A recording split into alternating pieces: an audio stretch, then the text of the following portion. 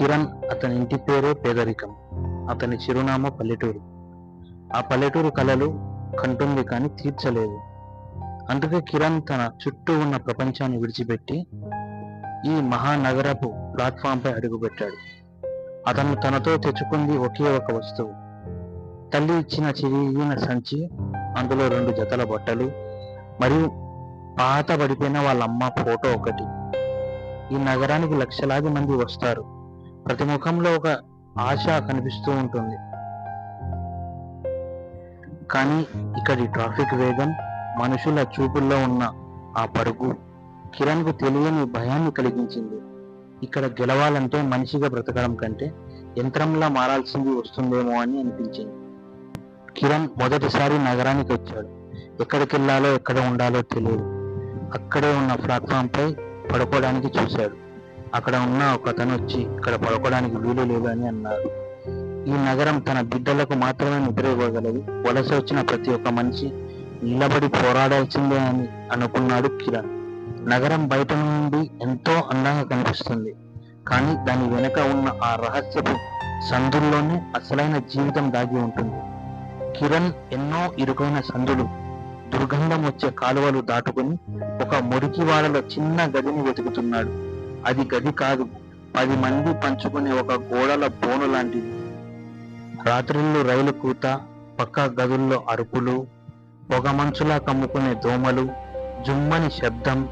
కిరణ్ నిశ్శబ్దానికి అలవాటు పడ్డాడు, కానీ ఈ పట్టణం నిశ్శబ్దాన్ని ద్వేషిస్తుంది. పక్కన ఎవరో నిద్రపోతున్నారు, మరొకరు అరుస్తున్నారు, ఇంకొకరు వంట చేస్తున్నారు.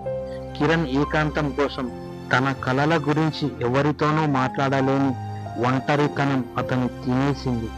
ఆ గది అద్దె కోసం కిరణ్ తన చివరి ఆస్తిగా భావించిన వాళ్ళ అమ్మ ఇచ్చిన వెండి పట్టీలు అమ్మాల్సి వచ్చింది.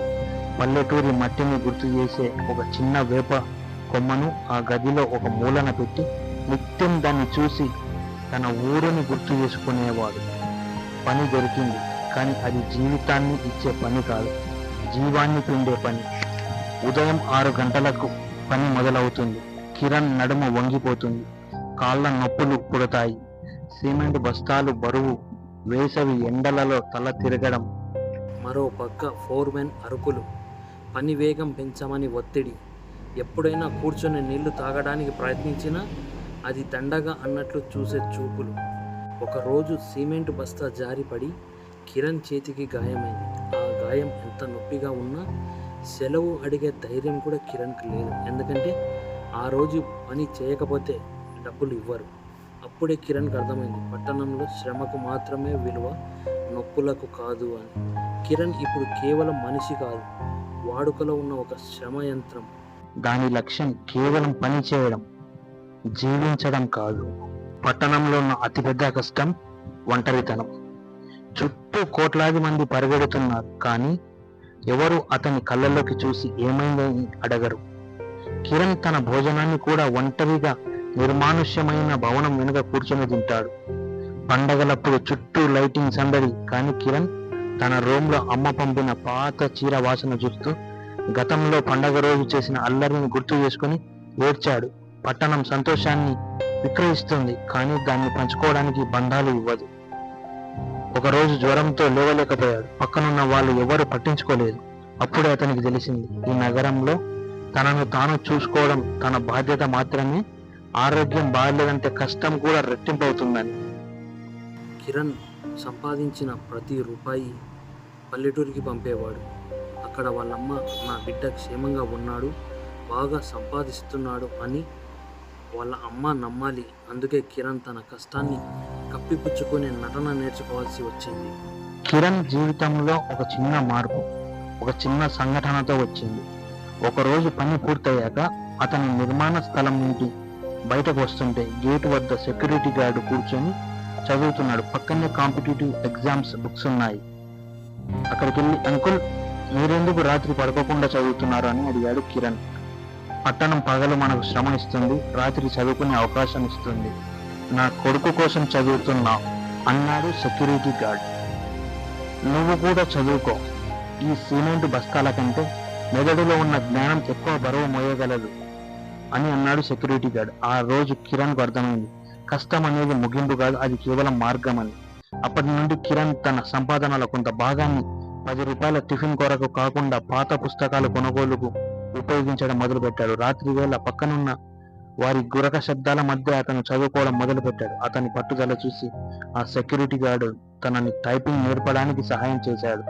కిరణ్ ఇప్పటికీ నిర్మాణ పనులే చేస్తున్నాడు, కానీ ఇప్పుడు అతను కూలీ కాదు, మేస్త్రికి సహాయకుడిగా మారాడు. అతని సంపాదన కాస్త పెరిగింది. పట్టణం అతని పలకరించడం మొదలుపెట్టింది. 6 నెలల తర్వాత అతను ఒక ఇంటర్వ్యూకి వెళ్ళి డేటా ఎంట్రీ ఆపరేటర్గా ఉద్యోగం పొందాడు. జీతం తక్కువ, కానీ ఏసీ గదిలో కూర్చొని పనిచేసే అవకాశం పొందాడు. ఇప్పటికీ ఒంటరి. అతను ఇప్పుడు మురికివాడను విడిచి నలుగురితో ఉండే చిన్న రూమ్కి మారాడు. ఒంటరితనం పోలేదు, కానీ ఇప్పుడు ఆ ఒంటరితనాన్ని తన చదువుకోవడానికి, భవిష్యత్తు గురించి ఆలోచించడానికి ఉపయోగిస్తున్నాడు. కిరణ్ గెలిచాడా? ఇంకా లేదు. అతని పోరాటం ఇంకా ముగియలేదు. ఈ పట్టణం ఇంకా అతన్ని కష్టపెడుతూనే ఉంది, కానీ అతను నేర్చుకున్నాడు, ఈ నగరంలో బ్రతకడం కంటే కళలు చూడడం కాదు, కళలను నిజం చేసేంత పట్టుదలతో జీవించడం అని. ఈ పట్టణం వదిలి వెళ్ళడం సులభం, కానీ ఈ పట్టణంలో తన కళలను నిలబెట్టుకోవడమే అసలైన విజయం. రేపు మళ్ళీ సూర్యుడు ఉదయిస్తాడు. మళ్ళీ కిరణ్ పరుగు పెడతాడు, ఆశతో, అనుభవంతో, తన జీవిత కథను తానే రాసుకోవడానికి. ఈ కథ మీకు ఎలా అనిపించిందో దయచేసి కామెంట్ ద్వారా తెలియజేయండి.